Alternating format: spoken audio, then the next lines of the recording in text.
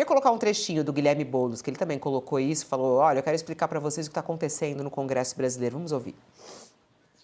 Eu vou explicar para vocês o que aconteceu ontem lá no Congresso Nacional com a questão do IOF. Acho que todo mundo acompanhou a derrubada do decreto do Lula sobre o aumento do IOF. Vamos lá, vamos pegar a história, tá?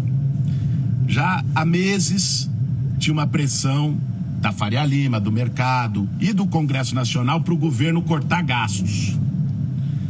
Eles queriam que o governo cortasse no SUS, na educação, no BPC, no salário mínimo, desvinculasse... A gente está com um trechinho da fala, mas o vídeo completo, para quem quiser, vai lá. Esse vídeo da semana passada foi o início aí desse discurso. Você acha que é um caminho, Ronilson, essa luta entre pobres e ricos? O problema é isso, quer dizer, uma rebelião dos ricos contra os pobres. Você acha que isso cola no eleitor?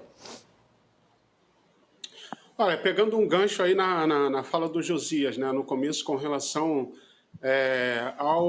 aos privilégios que os mais ricos sempre tiveram no Brasil. Acho que é dispensável dizer, a gente tem uma história farta aí para poder mostrar isso. Esse discurso agora, eu acho que o Lula teve tempo para talvez enfatizar esse jogo de interesse, onde não é preciso muito esforço para poder entender e explicar no Brasil que os interesses nunca são pautados pelos mais pobres, né? Os interesses no país são pautados e decididos pelos mais ricos, por aqueles que têm poder de decisão.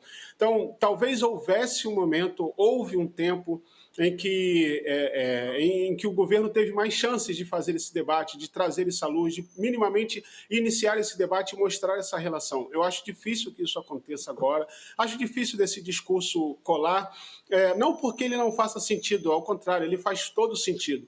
O que acontece é que a grande maioria da população, sobretudo os mais pobres, ele vê isso como dizer o óbvio, entendeu? Você não precisa fazer um comercial para dizer para as pessoas, para os trabalhadores, para as pessoas da periferia, que acordam cedo, que pegam ônibus apertado, que pagam caro na compra que faz, que não tem condições de fazer uma viagem, que está lutando para conseguir colocar filhos e filhas numa escola com uma educação de qualidade, que pena para poder conseguir um atendimento médico, apesar do SUS ser um sucesso internacional. Que tem dificuldade de acesso à justiça, tudo é muito penoso, né? Você não precisa de comercial para poder falar isso, as pessoas sabem disso. Então, um comercial como esse, ele é meio que chover no molhado. Eu acho que isso volta muito pouco em termos de engajamento. Eu não acredito que o PT espere que esse comercial vai fazer as pessoas se revoltarem e ir para a rua com uma manifestação de 200 mil pessoas pedindo o Congresso para mudar de postura. Não vai acontecer, porque as pessoas sabem. Tá, tudo bem, esse comercial é muito lindo, eu vivo isso todo dia. O que eu faço? Não é a população que tem que dar a resposta para o que tem que ser feito. É o contrário, né? É o governo, é o Congresso que tem que dar a resposta de reverter esse quadro. Então, eu acho que ele tem pouco engajamento, ele vai ficar ali numa disputa ideológica entre o governo e Congresso e não resolve efetivamente, porque a gente sabe onde estão os gargalos de desigualdade e de disputa de interesses no país. Muito boa análise, Ronilson.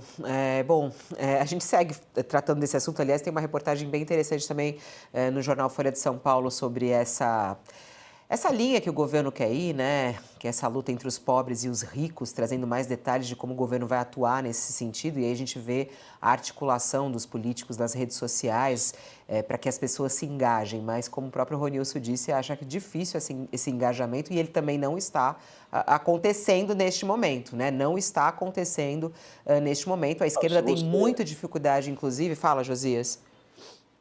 Então, você nota, Fabíola, que o eleitor ele vota com o coração, a cabeça e o bolso, né? Se essa noção de que o governo protege os pobres fosse real, o Lula estaria bombando nas pesquisas. Mas não está bombando, né? E se você for analisar, não há no Brasil, como não havia nos Estados Unidos, nunca houve, na Inglaterra tampouco, voto de pobre suficiente para...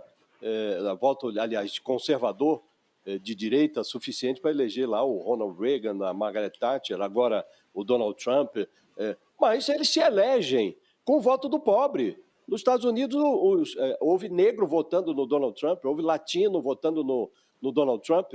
Então, essa história não cola.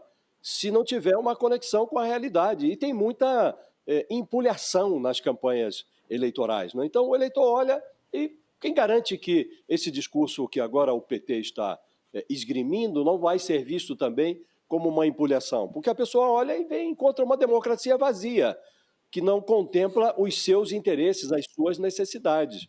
Então, discurso de campanha não significa voto, não significa prestígio. Do contrário, o Lula estaria, como disse, bombando nas pesquisas e não está. Então, é preciso mais do que o discurso, mais do que o videozinho, mais do que o slogan, Fabíola.